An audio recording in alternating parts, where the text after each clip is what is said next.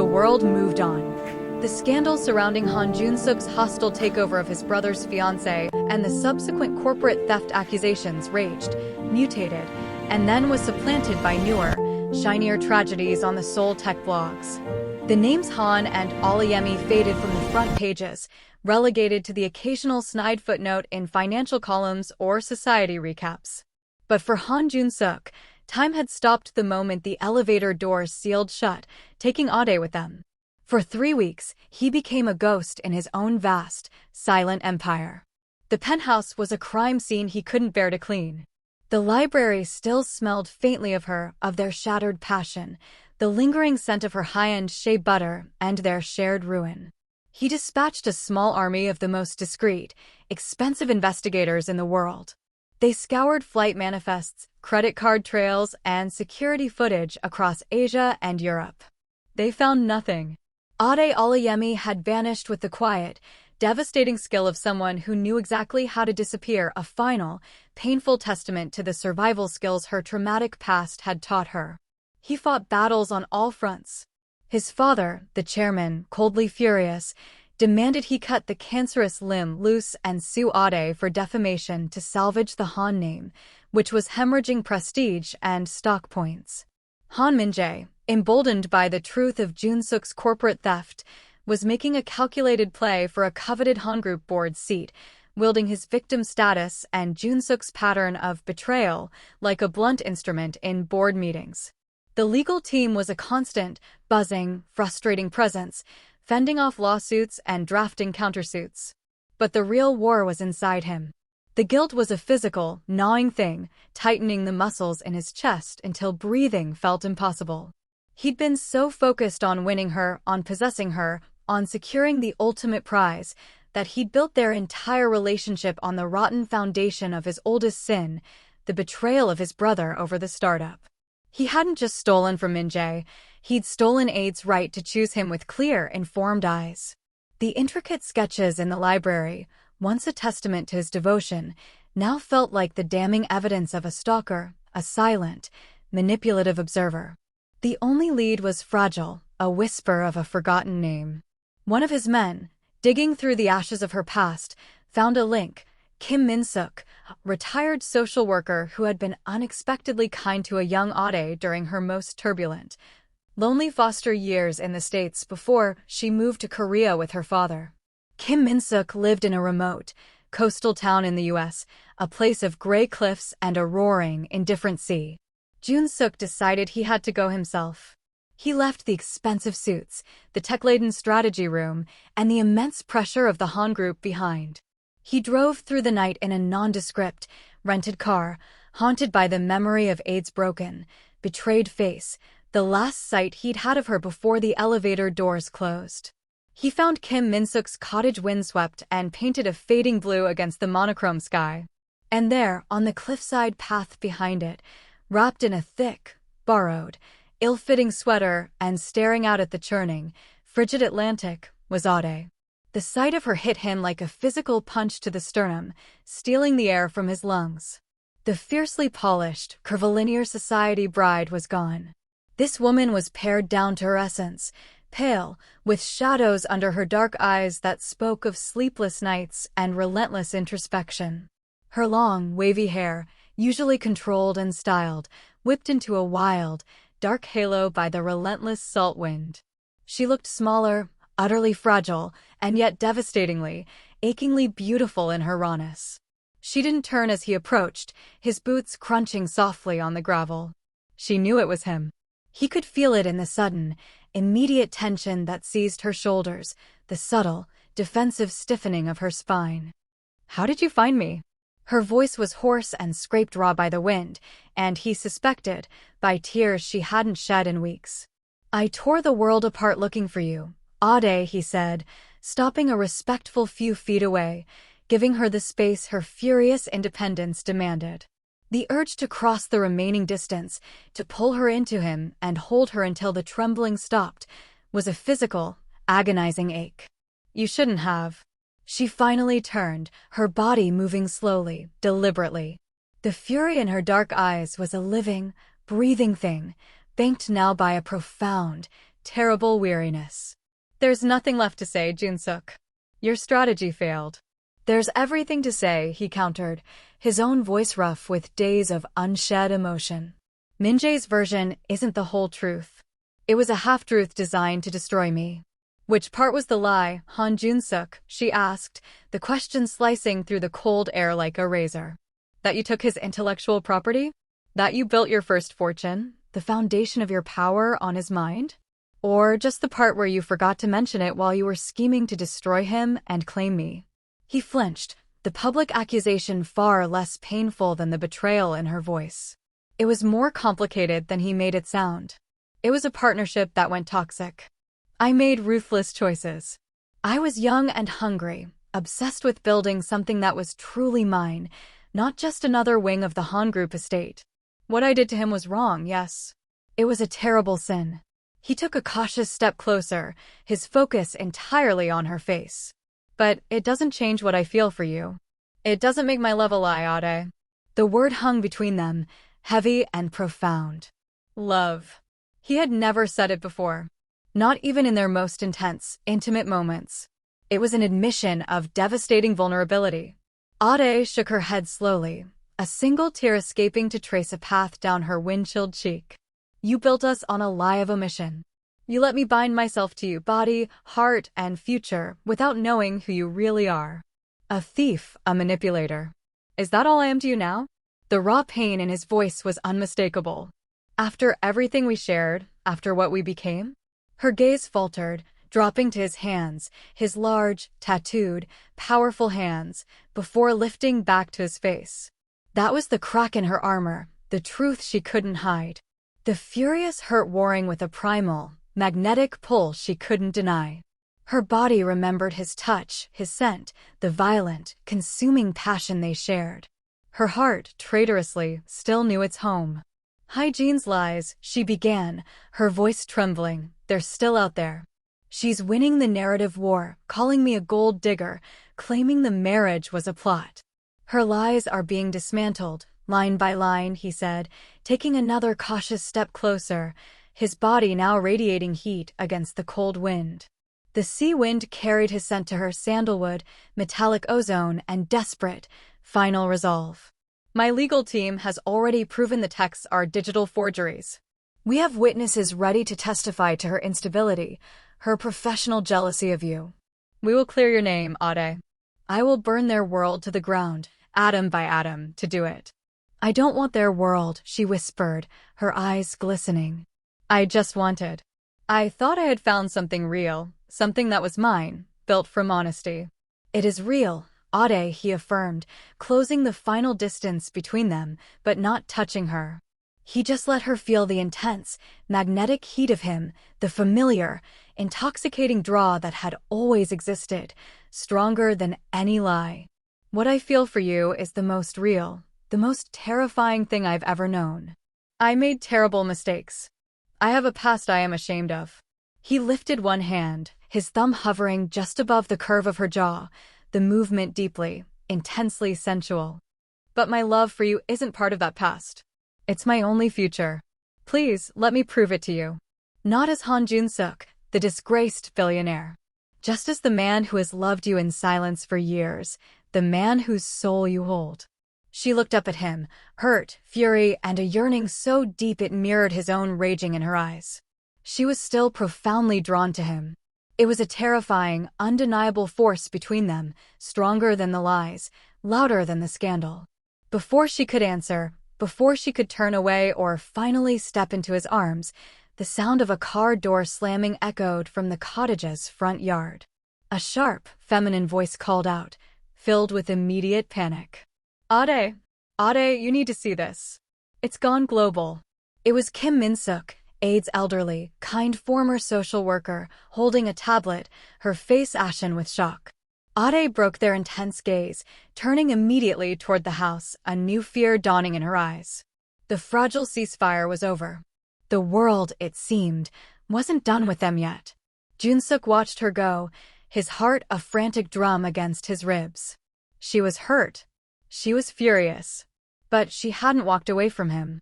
It was the smallest of mercies, and he clung to it like a lifeline in the roaring wind. The battle for her forgiveness had just begun, and a new, global threat was already on the horizon. Do you think Ade will be pulled back into the fight? Comment your predictions below. Hit the like button if you believe Jun-suk deserves a chance at redemption, and subscribe for more explosive revelations. The coastal town in the US had been a fragile ceasefire, a pause in the international storm. Kim Min-suk's interruption turned out to be a news alert about a minor legal victory. Jun-suk's team had successfully exposed a flaw in the metadata of Hyejine's fabricated texts, getting a temporary court order against one blog. It was a start, but not the knockout blow they needed. Ade hadn't sent Jun-suk away, but she hadn't taken him back either. They existed in a tense, intimate limbo in the small, charming cottage. Conversations were brittle, heavy with unspoken truths. The ghost of their physical intimacy was a third, suffocating presence in every room. Jun-suk gave her space, working relentlessly from the small sunroom, his presence a low, constant hum of contained, powerful energy. He cooked for her and Min-suk, simple, grounding meals eaten in near silence. He was proving his constancy, not with grand gestures or the power of his Han name, but with a quiet, unwavering presence that was somehow more disarming than any declaration of love. He was the man who had loved her in the shadows, finally proving his worth in the light. The call to return to Seoul was inevitable. A major Han group board vote loomed. One Min-jae was heavily lobbying to win, wielding his victim status like a weapon, exploiting the chaos his brother had created. Jun-suk couldn't fight the war for his company and for Ade's total vindication from a remote coastline. To Ade's surprise and her own deep, immediate unease, she agreed to return with him. Not to the sterile, haunted penthouse, but to a smaller, more secure luxury property he owned, a secured townhouse in Hanam-dong, a neutral zone, he'd called it, situated strategically between the old Han Group's strongholds and the new tech hubs. She told herself it was purely pragmatic, to see the legal fight through, to reclaim her hard-won name and integrity. The part of her that still thrilled at the sight of him rolling up his shirt sleeves in the morning, his dark, intricate tattoos stark against his forearms and the sight of his strong, muscular back, remained carefully unexamined, buried deep beneath her protective walls. If you're captivated by Jun-suk's relentless pursuit of Ade, hit the like button. Don't forget to subscribe. Hyejin watched their return to Seoul with the cold focus of a viper. The initial media bomb had shaken the tree, but the prize, Ade and Jun-suk's total separation, hadn't fallen.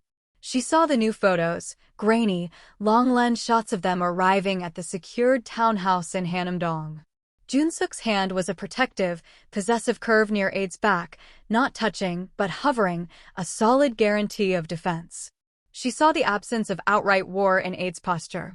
The devastating cracks in their foundation were healing, and that was utterly unacceptable to Hyejin.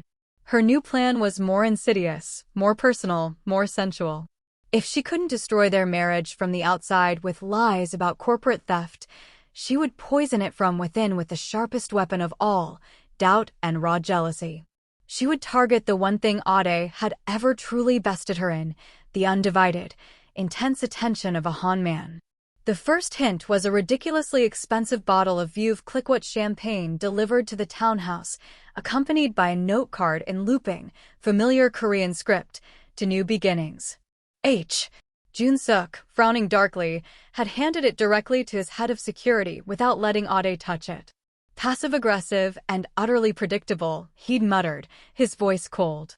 But Ade had felt a chill. It was a clear reminder that Hyejin was circling, aware of their movements, aware of their proximity. The next move was more brazen. Jun-suk was forced to attend a high-profile, tech-related charity gallery opening, a necessary show of Han's strength and resilience. Ade, still not ready for the swarm of cameras and the hostile whispers, stayed behind. Hyejin, dressed in a scarlet silk sheath that screamed for attention and contrasted perfectly with her pale skin, coincidentally attended. The social media photos the next morning were expertly framed, calculated to inflict maximum psychological damage. There she was, leaning in close to say something conspiratorial to Jun-suk, her hand, pale and possessive, resting intimately on his tattooed forearm. In another shot, they appeared to be sharing a private inside laugh. The captions were speculative, dripping with implied history, old flames in close quarters. Han air comforted by former almost sister-in-law. When Ade saw them, a hot, irrational, corrosive jealousy curdled in her stomach. She knew it was a setup.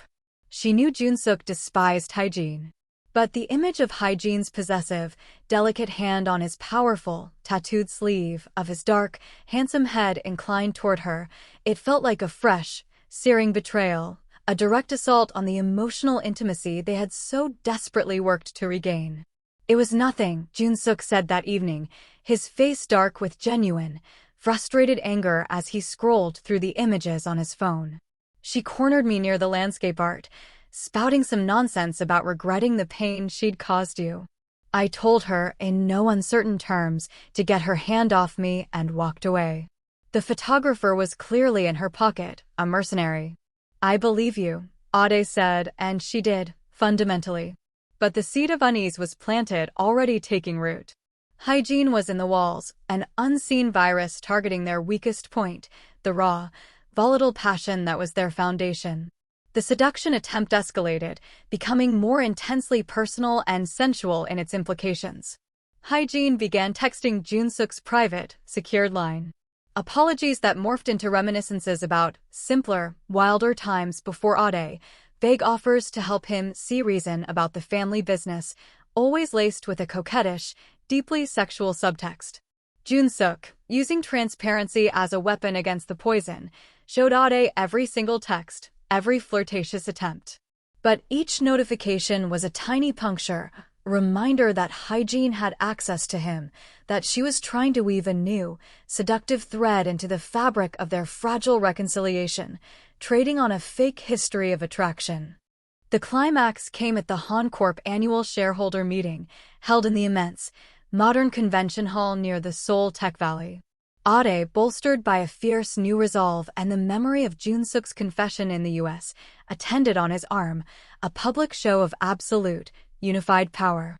She wore a gown of rich emerald green, a silent, powerful call back to the sketch he'd drawn of her years ago, a living symbol of the love he had quietly harbored. In the lobby, amid the sea of suits and the sharp click of expensive shoes, Hygiene materialized. Ade, she simpered, air-kissing the space near her cheek with false warmth. You look resilient.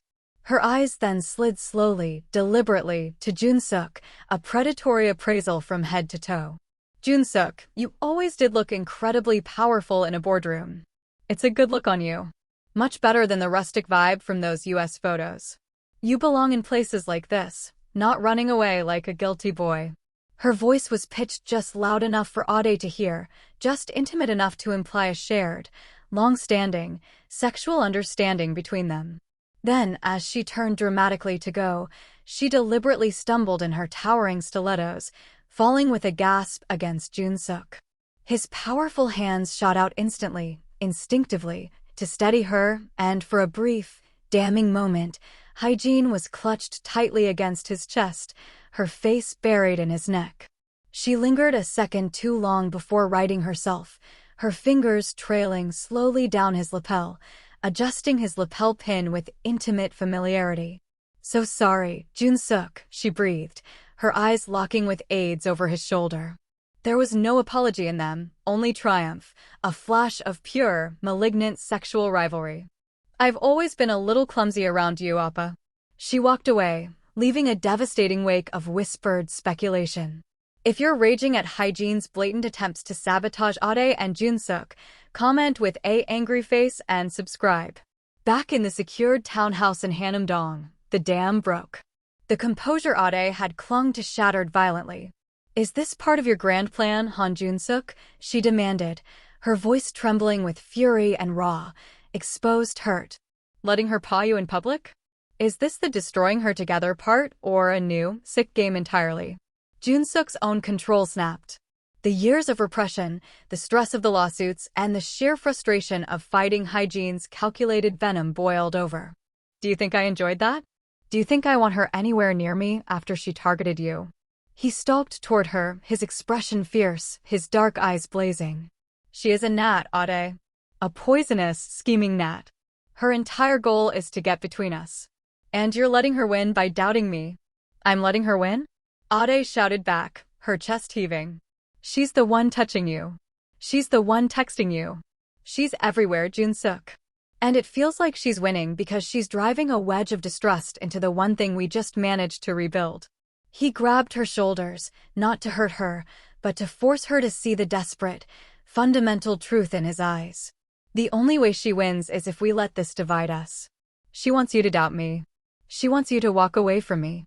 She wants you to believe that I could ever, for 1 second, want her cheap, transparent attention when I have you. His words hung in the air, charged with the truth of his longing, his fear, and the undeniable, fierce gravitational pull between them.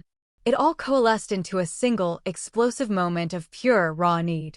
Her anger didn't melt, it transformed into something else, something desperate, hungry, and entirely possessive. With a choked sound, she surged forward, crashing her lips against his. It wasn't a kiss of forgiveness, but of possession, a furious, demanding reclaiming of what was hers. He responded instantly, a low, masculine growl rumbling deep in his chest as he backed her against the nearest wall, his body pinning hers, demanding total surrender and offering absolute devotion in return. His hands cradled her head, his touch suddenly rough, desperate to be closer. It was a collision of need and defiance, a physical battle against the ghost of hygiene's manipulations. As his mouth moved to her neck, finding the sweet, sensitive pulse point, as her fingers twisted desperately in his thick, dark hair, pulling him closer, Ade knew this was the most dangerous front yet. Hygiene wasn't just attacking their marriage, she was forcing them to confront the raw, volatile passion that had always been their foundation, turning it into a weapon that could either save them or blow them apart for good. The townhouse felt different after that. The frantic, possessive energy that had crashed over them against the wall had settled into a new, deeper intensity. The air was charged not just with unresolved anger, but with a reforged, desperate connection. They were allies again, but the battlefield had shifted inward. Hygiene's poison had forced them to cling to each other, a tangle of need and suspicion. It was in this fragile, intensely intimate détente that Min-jae found them. He didn't call. He simply appeared at the reinforced front door of the secured townhouse in Hanamdong, his face drawn, his usual polished charm replaced by a harried urgency. When the security feed showed his image, Ade felt a cold, sharp dread. Jun-suk's reaction was instantaneous and volcanic, a low, primal warning snarl as he moved to block her from the camera's view, as if Min-jae could reach through the screen and seize her. Send him away, Jun-suk commanded his head of security through the intercom, his voice dangerously low. Sir, he says it's about hygiene, the security chief responded. He says it's life or death for Ade. The words hung in the foyer, chilling them to the core. Jun-suk's eyes cut to Ade, seeing the conflicted fear in her gaze. She hated Min-jae for what he'd done, distrusted him utterly, but life or death and hygiene in the same sentence was a hook she couldn't ignore, especially after the viciousness of the past weeks. 5 minutes, Jun-suk finally bit out, his voice like ground glass. With me present. And you so much as look at her wrong, I will break every bone in the hand you touched her with, Min-jae. Min-jae was ushered into the stark modern living room. He looked diminished, his expensive suit rumpled, shadows under his eyes. His gaze went immediately to Ade, a flicker of something that might have been genuine remorse before it was quickly shuttered by fear. You shouldn't be here, Ade said, her voice flat, her arms crossed tightly over her chest. A defensive posture Jun-suk recognized and mirrored, standing just behind her shoulder, a wall of simmering, protective rage. I know, Min-jae said, holding up his hands in a gesture of surrender. And you have every right to never want to see me again. But this isn't about us. It's about her. Hygiene, Jun-suk let out a derisive huff of disbelief. We're aware of her desperate campaign, Min-jae. You're aware of the tip of the iceberg, Min-jae insisted, his eyes pleading desperately with Ade. She's not just trying to break you two up. She's playing a much bigger, much uglier game. She's been recording everything. Private conversations with me, with father, even with dad when she could get him drunk enough. She has files on all of us. A sliver of ice traced Ade's spine. What kind of files? The kind that don't just ruin reputations, they trigger SEC investigations, nullify major Han Group contracts, and expose years of tax fraud, Min-jae said, his voice dropping to a terrified whisper. She's been leveraging my weakness for her to get access to Han Corp's most vulnerable internal points. She convinced me it was to help me take Jun-suk down, to reclaim my spot. But I think she's playing entirely for herself now. She wants to burn it all down and pick through the ashes for whatever valuable IP is left.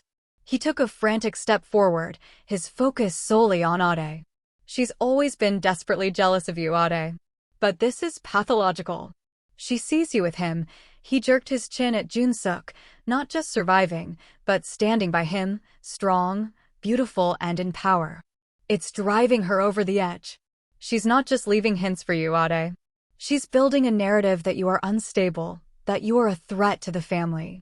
I'm genuinely afraid of what she'll do to remove you from the board. She wants you gone permanently. The warning was stark, plausible, and utterly terrifying. It resonated with the chilling viciousness of Hygiene's media bomb. Jun-suk's patience, already stretched past its limit, finally snapped.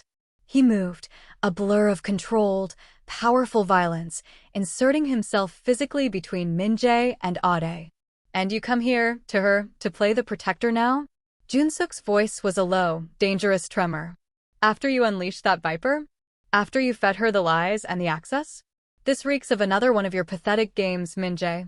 You're losing, so you're trying a new angle to get close to her, to fracture what we have. Min-jae's own mask of contrition slipped, revealing the entitled fury and simmering sexual jealousy beneath. This isn't about getting close to her. This is about the fact that your obsession has put a target on her back, Jun-suk. You claimed her publicly, you made her your rival's trophy. My obsession? Jun-suk took another step, forcing Min-jae to retreat further. The air crackled with decades of bottled resentment and sexual rivalry. You had her. The only good, pure, genuine thing either of us was ever given. And you treated her like a cheap trophy to be polished for public view and then tossed aside for a cheap thrill with Hygiene. You don't get to speak of her. You don't get to say her name. She was mine. Min-jae shouted, the words echoing in the minimalist space. The declaration was a match to gasoline. In a flash, Jun-suk's hands were fisted in Min-jae's suit, slamming him back against the wall. A framed abstract painting rattled dangerously. She was never yours. Jun-suk growled, his face inches from his brother's, the black, intricate tattoos on his forearms standing out with the tension in his muscles. You had possession. You never had her heart. You never even saw her, Min-jae. I did. I always did. And I will destroy anyone, including you, who tries to hurt her again.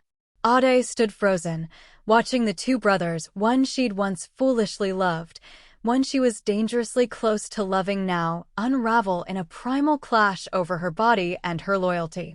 It was terrifying, brutal, and perversely thrilling. Jun-suk's jealousy, his possessiveness, was a naked, roaring flame. Jun-suk. Stop, she finally cried out, the sound breaking the red haze of his fury. He didn't let go, but his head turned slightly, his stormy eyes finding hers. In them, she saw the fear that underpinned the rage, the fear of losing her, of failing to protect her. Min-jae, seizing the brief distraction, gasped out a final, terrifying piece of information. She has a recording, Jun-suk. From the night of the gallery. You threatening her. It sounds unhinged. She's going to release it and claim Ade's influence is making you volatile, a danger to the company. She's coming for everything. Jun-suk slowly released his brother, shoving him away with final, absolute contempt.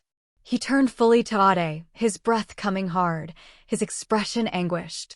The fight drained from him, replaced by a grim, cold realization. Min-jae's warning, whether motivated by guilt, jealousy, or self-preservation, was horrifyingly real. The enemy wasn't just at the gates. She was in the archives, armed with their own worst moments. And she was no longer just aiming for a scandal. She was engineering a total corporate takeover, with Ade as the primary obstacle to be permanently removed. The war for their marriage had just become a war for their lives. Who is the real villain, Min-jae or Hae-jin? Cast your vote in the comments and subscribe for the final, explosive chapters. The annual Metropolitan Art Foundation Gala was the pinnacle of the Seoul and New York social season, a night where old Chaebol money and new tech influence glittered under crystal chandeliers. For Han Jun-suk and Ade, it was a necessary battlefield. To withdraw would be seen as conceding defeat to the gossip and the legal rumors. To attend was to step into the lion's den, armored in silk and defiance. Ade wore a gown of midnight blue, a deep, shimmering color that reflected the night sky. It was an armor of lethal elegance, designed to showcase her curvy figure with uncompromising power. Jun-suk, in a bespoke tuxedo that fit like a second, perfect skin, was her shadow and her shield, his hand a constant, warm, immensely reassuring presence on the small of her back. They moved as a unit, a terrifyingly united front, their smiles polished, their answers to prying questions vague and gracefully dismissive. They were performing a masterpiece of resilience. Hae-jin was there, of course, a vision in predatory gold, her eyes constantly tracking their every movement like a scope. Halfway through the evening, Jun-suk was cornered by an elderly board member from the foundation, a man with significant influence and a penchant for long, self-important monologues. He shot Ade an apologetic look as he was drawn into a conversation about Han Tech's recent stock performance. She gave him a slight, understanding nod and drifted toward a quiet alcove near a towering floral arrangement, seeking a momentary respite from the relentless performance. It was then she saw it.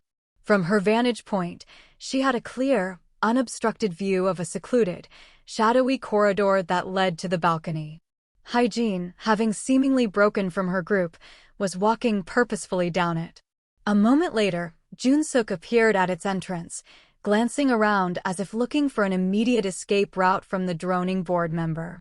Hae-jin turned, saw him, and beckoned with a single, manicured finger, a silent, brazen command. Ade's blood turned to ice in her veins. "Don't go," she screamed internally. Jun-suk hesitated, his face a mask of impatience and irritation.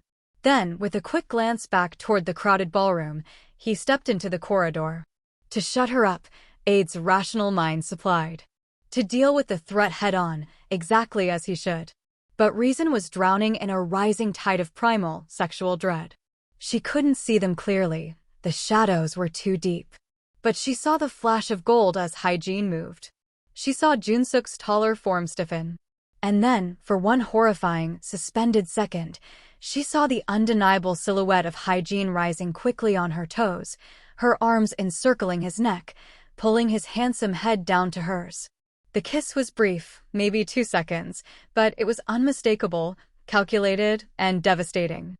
Jun-suk wrenched himself back, his motion one of violent rejection, shoving her away, but the damage was done. Ade had seen the initial capture, the forced, undeniable connection. The world narrowed to a pinprick of light, then exploded into a kaleidoscope of shattered glass. The music, the laughter, the clinking of crystal, it all dissolved into a high-pitched, mocking whine in her ears. She couldn't breathe. The foundation of the fragile trust they'd been rebuilding crumbled instantly into dust. She was moving before she even realized it, a phantom in the blue dress, slipping through the crowd, past concerned faces that blurred into nothingness. She made it to the ladies' lounge, collapsing onto a velvet settee in an empty corner, trembling violently, the humiliation a burning ache in her throat. He found her 10 minutes later. His tie was slightly askew, his wavy hair disheveled where Hae-jin's hands had been. His eyes were wide and wild with a panic she'd never seen him display before. "Ade," he breathed, rushing toward her, falling to his knees before her. "It wasn't, she ambushed me. She grabbed me, I swear." "Don't." The word was a shard of ice. She held up a hand, stopping him dead in his tracks. "I saw it, Jun-suk." His face paled instantly. You saw her attack me. You saw me push her off. I saw her kiss you. Tears finally spilled over, hot and betraying. I saw your mouth together, Jun-suk. After everything, after the US, after the townhouse, you let her get close enough to do that. You risked us for a 2-second confrontation. I didn't let her. The words tore from him, raw and desperate. He fell the rest of the way to his knees before her, right there on the pristine marble floor of the lounge, uncaring of who might walk in and see the mighty Han Jun-suk in such a posture. It was an act of utter supplication, of shattered pride. She said she had proof about Min-jae manipulating stock. She lured me into the shadow and she grabbed me. I threw her off, Ade. I swear to you on my life, on everything I am, I would rather cut off my own hand than let that woman touch me. She is trying to break us. He was trembling, his large, powerful frame shaking with the intensity of his emotion. The unshakable Han Jun-suk, brought to his knees, his dark eyes glistening with unshed tears of pure fear and desperate frustration. This wasn't the angry, possessive man from the townhouse.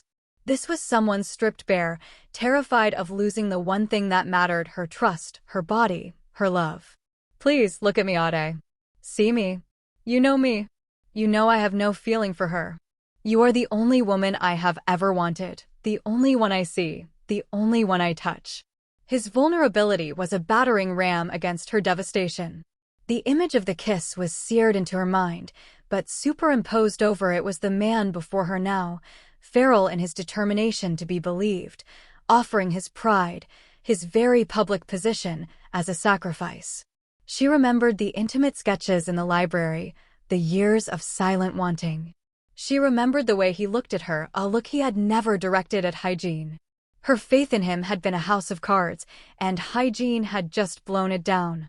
But as she looked at him on his knees, something else stirred. Not trust, not yet, but a question. A deep, fundamental question of what she truly believed.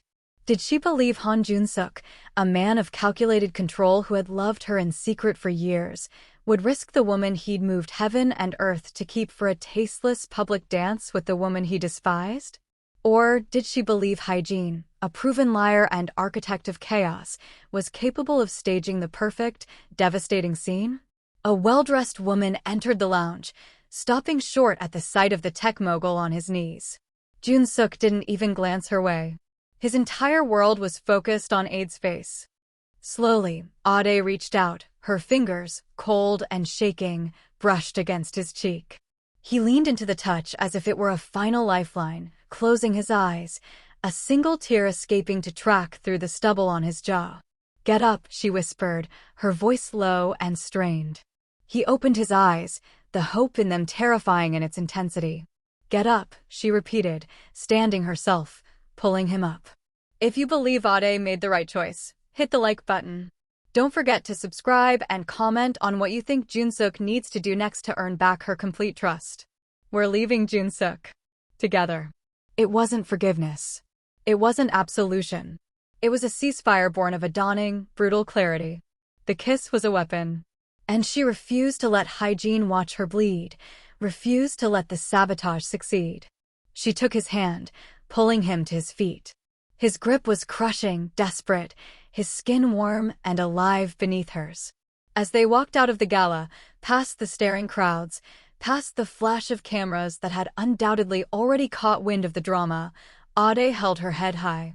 The doubts still gnawed at her, the image still haunted her, but a new resolve hardened within her. She was done being a pawn in their sibling wars. She would find the truth herself, and woe to anyone, even the man she loved, if that truth was a lie. The secured townhouse in Hanam-dong felt different after the gala. The air, once thick with accusation and shattered trust, was now charged with a grim, unified purpose. Ade hadn't offered forgiveness, but she had offered a chance. That chance had a price, the unvarnished, complete truth. No more strategic omissions. No more skeletons left in locked drawers. They sat in the living room, the city's night lights painting silver stripes across the floor between them. Jun-suk didn't sit beside her. He chose the armchair opposite, as if standing before a tribunal. He poured 2 glasses of water, his hands steady now, but his eyes held the shadow of the boy he'd been before the world hardened him. Min-jae wasn't entirely wrong about the startup, he began, his voice low and even. I did take his initial share of the company, but he left out the prologue. He took a slow breath, the admission visibly painful. Our father never saw me as a successor. I was too quiet, too intense, too interested in building things rather than inheriting them. Min-jae was the golden heir, charismatic, photogenic, easy to mold. But he was also lazy and had absolutely no head for numbers or long-term strategy. He met Aid's steady gaze. The startup was my idea. The core concept, the initial AI-driven code, it was entirely mine. But I was 19 with no track record and no access to the Han venture capital. Min-jae had the Han name. Our father's condition for seed funding was that Min-jae be the public face, the founder, the one who took the press calls. I agreed, thinking it was the only way to build something of my own. I was the engine, Ade. Min-jae was the hood ornament. Ade listened, her heart a slow, heavy drumbeat of realization. This was the flip side of the coin Min-jae had presented. For 2 years, I worked day and night, sleeping under the desk. Min-jae showed up for photo ops and systematically spent the seed capital on parties, reckless investments, and personal perks. When we got the buyout offer, it was astronomical, life-changing. Min-jae wanted to blow it all on a fleet of supercars and a permanent suite in the Shilla Hotel. I saw a future, total independence from my family, a real legacy that was purely my creation. Jun-suk's joy tightened.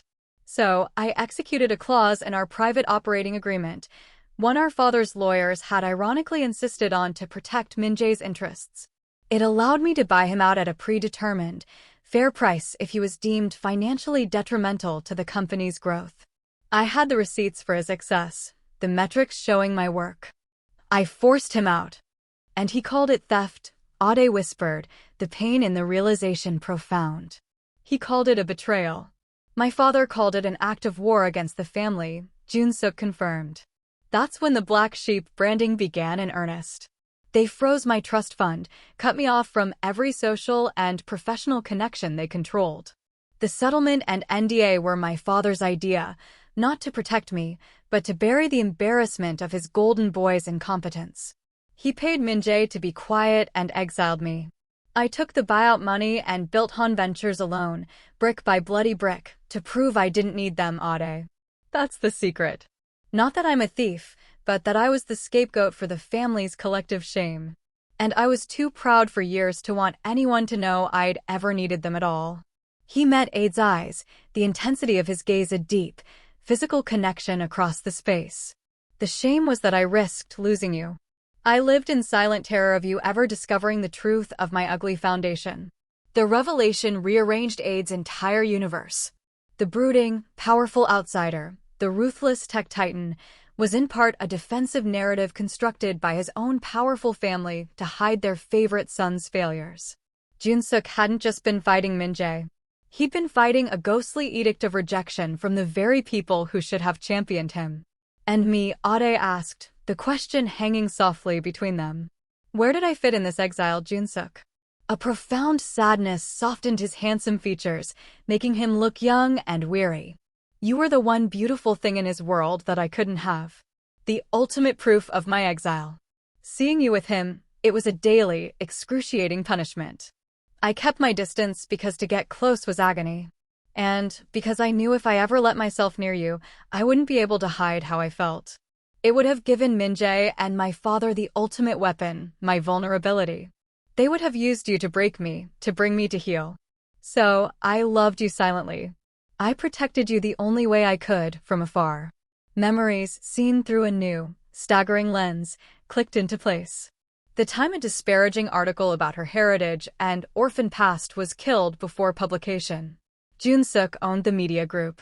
The venture capital firm that mysteriously invested in her fledgling interior design studio, a fund traced directly to a Han Venture subsidiary. The shady client who'd harassed her at a charity auction and was later reported to have fled the country following sudden financial ruin. The investor in my studio, the man who left the country. She breathed, tears welling in her eyes, not of hurt, but of a heartbreaking, overwhelming understanding. He gave a single, slight nod. I couldn't have you, but I could make sure the world was a little safer, a little kinder for you, Ade. It was the only solace I had. The only way I could touch your life without ruining it. Tears streamed down her face. He hadn't just been watching her. He had been her silent, powerful guardian. His love wasn't a sudden obsession born of opportunity. It was a long, lonely, unwavering vigil. The last wall around her heart crumbled, not with a crash, but with a silent, profound sigh of surrender. She rose from the sofa and crossed the space between them. She knelt before his chair, taking his large, scarred, tattooed hands in hers, looking up at his face, her heart overflowing. You should have told me, Jun-suk, she said, her voice thick with emotion. I was ashamed, he admitted, the words clearly foreign and painful on his tongue. Ashamed of needing them. Ashamed of the ruthless choice I made to break free. Ashamed of the lonely, watching creature I'd become where you were concerned. I didn't think you could love the truth of me. She brought his hands to her lips, kissing his knuckles, each scar, each ink line. Never be ashamed with me again. We fight together now. Not just against hygiene, against all of them. The truth is our shield. The vulnerability in his eyes hardened into a fierce, glowing resolve. He pulled her up and into his arms, holding her not with desperate passion, but with a profound, settling certainty. The truth had been a chasm between them. Now it was a bridge. The following days were a whirlwind of coordinated, focused action. With Ade's unwavering trust and newly forged love as his foundation, Han Jun-suk became a man unleashed. He was no longer just defending, he was strategically dismantling his enemies. He and Ade sat side by side at his massive tech-laden desk, reviewing files his investigators had compiled on Hygiene's finances, her mysterious consulting clients linked directly to Han Corp competitors. Ade, with her sharp eye for detail and pattern recognition honed in the design world, cross-referenced Hygiene's social media posts with board meeting dates, finding glaring discrepancies in her alibis and movements. They presented a united front to the Han Corp board via a secure video link. Jun-suk, cold, precise, and armed with irrefutable data, laid out the evidence of Hygiene's corporate espionage. Then, Ade spoke, her voice clear, steady, and utterly commanding, detailing the campaign of personal sabotage, the fabricated texts, the staged kiss, the manipulation of Min-jae. She wasn't the victim pleading for sympathy. She was a co-general presenting evidence of an existential attack on the company's stability. You tried to exile him, Ade said, her gaze sweeping the faces on the screen, landing finally on the cold, pixelated image of Jun-suk's father. You created the black sheep. But you created something stronger. A man who doesn't need your approval to fight for what's his. And I am his. And this company, she paused, letting the words sink in with stunning finality, is now his. We're not asking for your help. We're telling you how we intend to save it from the viper you led into the nest. The call ended in stunned silence. Jun-suk looked at her, awe and a ferocious pride blazing in his eyes. He didn't say a word. He simply pulled her to him and kissed her, a deep, possessive kiss of partnership, of gratitude, of a bond forged in fire and now tempered in the absolute certainty of truth. They were no longer just a man and a woman bound by revenge or even passion. They were allies, their scars matching, their purpose aligned, their love a devastating weapon. Do you think the board will finally side with Ade and Jun-suk? Comment your thoughts and make sure to subscribe. The confrontation with Hygiene wasn't in a boardroom or a glittering gala. It was in the cold, echoing underground parking garage beneath her luxury apartment building in Gangnam, a place of concrete and shadows that suited the ugliness of the truth. Ade went alone, against Jun-suk's furious protests. This is between us, Jun-suk, she'd insisted, her voice quiet but steeled with unyielding resolve. It ends where it started, with her and me. I need to close this door completely. She had the evidence loaded on a sleek tablet, the financial trails, the doctored recordings, the testimonies from intimidated junior associates Hygiene had tried to use as pawns. Ade didn't shout. She spoke with a chilling, formal clarity. Each fact was a cold, precise scalpel, dissecting hygiene's facade of victimhood and ambition to reveal the rotten, jealous core beneath. Hygiene, cornered, shed her cultivated poise. Her face contorted, her words lashing out, venomous and desperate. You think you've won, Alayemi? You're just a prize they're passing between them. A shiny, exotic thing for the Han brothers to fight over. You'll never be one of them. You'll always be the charity case from the wrong side of the tracks. The words were meant to wound, to trigger old, deep insecurities, but they glanced harmlessly off the armor Ade had forged in the fire of the last few months. I'm not trying to be one of them, Hygiene, Ade replied, her voice echoing softly in the cavernous space. I'm his and he is mine. That's a fact your petty scheming can't change. The only charity case here is you, Hygiene. Starving for a life that was never yours, destroying others to try and fill an empty soul. The final, brutal blow was a cease and desist order coupled with a file hand-delivered to the district attorney's office that very hour.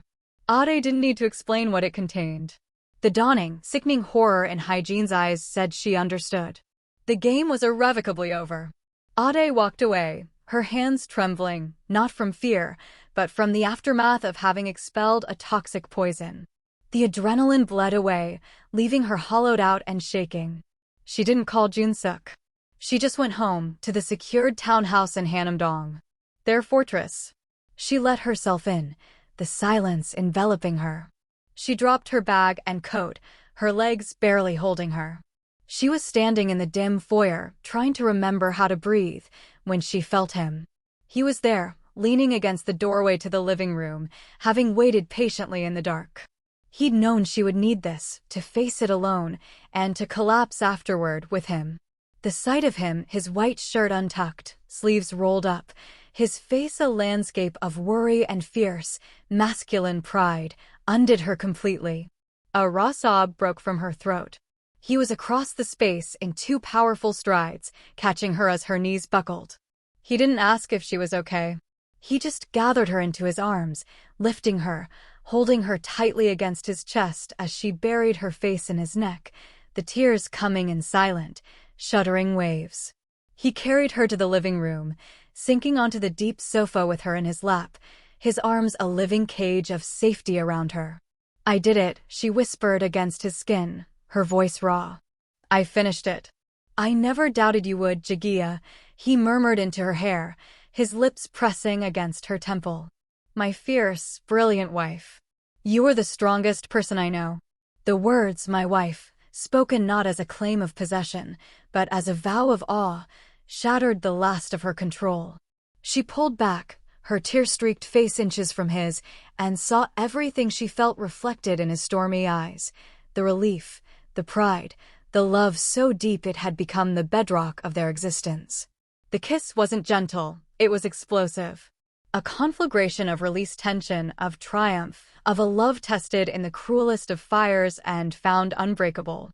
It was mouths clashing, teeth scraping, a desperate, sensual relearning of each other. It was her hands tearing at his shirt, his fingers tangling in her long, wavy hair, pulling her closer as if he could fuse them into one being. There were no words as he carried her to their bedroom.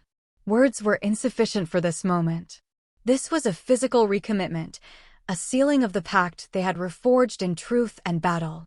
Every touch was a promise, every gasp a prayer. He worshipped her curvy body with a reverent hunger, mapping the territory of her skin as if for the first time, whispering her Korean name like a sacred mantra against her skin. She gave as good as she got, her own touch bold, demanding and utterly possessive, claiming him back, leaving her own marks of fierce ownership on the canvas of his skin, over the ink and scars that told his history, a history she now fully knew and cherished. When they finally came together, it was with a unity that felt ancient and brand new. It was not just passion, but a profound, soul-deep joining. The climax was less an explosion and more a seismic shift, a settling into a permanent, unshakable truth. They were each other's, not out of necessity, or revenge, or even shared pain, but out of choice, out of a love that had endured silence, weathered lies, and emerged stronger, bolder, and more deeply entrenched. Afterward, they lay tangled in the dark, limbs intertwined, breathing synchronized. His lips brushed her shoulder. "I love you, Ade Alayemihan," he said, the full name a declaration. "I have loved you quietly, and I will love you loudly for the rest of my life. You are my light." She turned in his arms, finding his lips in the darkness for a soft, lingering kiss. "And I love you, Han Jun-suk. My black sheep, my protector, my husband. My life." For the first time since the scandal had broken, a true, deep peace settled over them. The war with hygiene was won. The war for their hearts was over. They had not just survived, they had fused, tempered, and become unbreakable. If you love this story of love conquering corporate espionage, hit the like button. Don't forget to subscribe and comment where you think Ade and Jun-suk should go on their real honeymoon. They called it the last gasp. Hygiene, backed into a legal and social corner with the Han family finally cutting her off to save themselves, launched her most audacious attack. It wasn't a whispered rumor or a staged photo. It was a full-blown digital assault, a deepfake video, terrifyingly convincing, of Jun-suk and her in a heated, sensual embrace in what appeared to be his old office. Leaked alongside it were fabricated hotel receipts and intimate text logs. A tapestry of lies woven with just enough plausible detail to make the world gasp. The media, ever hungry, seized it. For a few breathless hours, the narrative flipped. The vindicated power couple was cast down, recast as cheaters and liars. The Han tech empire's redemption was a sham. The headlines screamed across every global wire. Jun-suk was on the phone, his voice a controlled blade of fury, ready to unleash every legal and financial weapon he possessed. But before he could give the order, Ade's calm hand settled over his. "No, Jun-suk," she said, her eyes clear and steady. "We do it together. And we do it publicly, with finality." 2 hours later, from the steps of their secured townhouse in Hanam-dong, they faced the massive wall of cameras. Jun-suk stood stern and imposing in a dark suit, but it was Ade who stepped to the microphones. She wore not the armor of a society gown, but a simple, elegant sheath, the uniform of a woman done with games. "Hygiene has spent months trying to break my marriage," she began, her voice carrying without a tremble. "She has lied, manipulated, and committed fraud. This video is her final, desperate forgery." She held up a tablet. "My husband's security system, which timestamps and geotags all entries, proves he was across the city in a board meeting at the alleged time of this fantasy." She clicked a button, and the evidence flashed on a screen behind her, irrefutable digital logs, undeniable evidence of the lie. Jun-suk stepped forward, taking the microphone. "The hotel on the receipt has been closed for renovations for a year. The text logs were created using an app available to anyone." He paused, his gaze sweeping the crowd, landing on the camera with deadly intent. "But this isn't just about lies. It's about corporate theft and sabotage." He nodded, and their lawyer presented a summary of the evidence they'd compiled: the corporate espionage, the attempted stock manipulation, the witness testimonies. "Hygiene is not a jilted woman. She is a criminal who targeted my family and my company. All evidence has been handed over to the authorities." It was a masterstroke. They didn't just defend, they prosecuted. They turned the press conference into a courtroom, and the verdict was swift and total. By evening, the headlines changed. Hygiene exposed as Hancorp fraudster, Ade and Jun-suk vindicated in spectacular fashion. Hygiene's world evaporated. The endorsements dried up. Her name was scrubbed from charity boards. The Han family, in a final act of self-preservation, issued a statement severing all ties. She was left utterly alone, facing not just social ruin, but indictment. That night, Jun-suk packed a single bag for each of them. "We're leaving, Ade," he said, his hand cupping her face, his thumb stroking her cheekbone. "Somewhere the ghosts can't find us. Somewhere the screens can't reach." He took her to a private estate in the Korean highlands, a magnificent stone manor house that seemed to grow from the rugged, heather-clad hills. It was wild, windswept, and utterly private. There was no past here, only the vast open sky and the crushing silence, broken only by the wind and the distant cry of eagles. On their first morning, wrapped in thick blankets on a stone terrace overlooking a loch, Han Jun-suk finally laid his soul completely bare. He spoke of the years of loneliness, the crushing weight of his family's disdain, the sheer, terrifying depth of his love for her that had felt like both a curse and a salvation. "I thought winning you was the victory," he confessed, his voice rough. "But keeping you, deserving you, healing you, that's the only quest that matters now, ne sarung." Ade listened, her heart full to bursting. She saw the man, not the billionaire, not the strategist, but the boy who'd been cast out, the man who'd loved in silence, the husband who had fought the entire world to protect her. She turned to him, the Highland wind whipping her long, dark hair. She took his handsome face in her hands, his stubble rough against her palms, his stormy eyes waiting, more vulnerable than she'd ever seen them. "Han Jun-suk," she said, her voice strong and clear, carrying effortlessly over the hills. "I don't need to be a prize. I am a woman, and I choose you. Always. Every day." A shudder went through him, as if her words had struck a chord so deep it resonated in his very bones. A single tear escaped, tracking through the morning light, and he didn't wipe it away. He pulled her into him, his embrace so tight it stole her breath, his face buried in her hair. It was the sound of a man finally, truly, coming home.